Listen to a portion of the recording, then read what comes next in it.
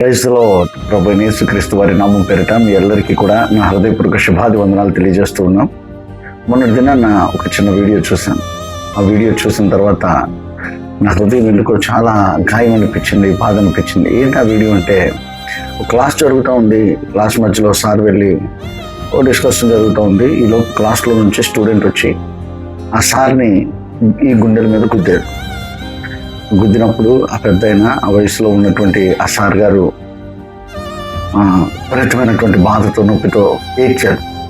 అది ఎందుకో మనసు చాలా గాయం అనిపించింది. నేనేమంటానంటే, బాగా గమనించాలి, తల్లిదండ్రులు బిడ్డలు లేకపోతేనేమో లేరని ఏడుస్తారు. ఆ ఏడుపు చూసి, ఆ బాధ చూసి దేవుడు బిడ్డలను ఇస్తేనేమో ఇదిగో ఇలా భయము భక్తి లేకుండా పెంచుతారు.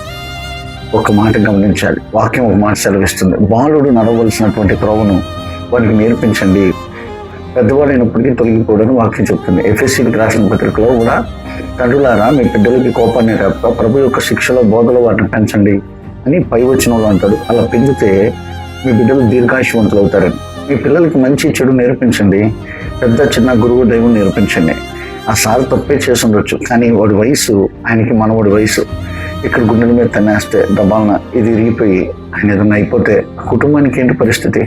ఆ వయసులో ఆయన అంత ఏడుస్తూ బాధపడితే నా ప్రాణం ఎంతో విలువలాడిపోయింది. సో తల్లిదండ్రులు అయినటువంటి వారు బిడ్డల్ని తినడం ముఖ్యం కాదు, కానీ వారిని సరైనటువంటి రీతిలో పెంచడం ముఖ్యం. సో వాక్యానుసారమైనటువంటి రీతిలో మీ బిడ్డలను పెంచుతారని ఆశిస్తూ ఈ నా మాటలు ముగిస్తూ ఉన్నాను. God bless you. Praise the lord.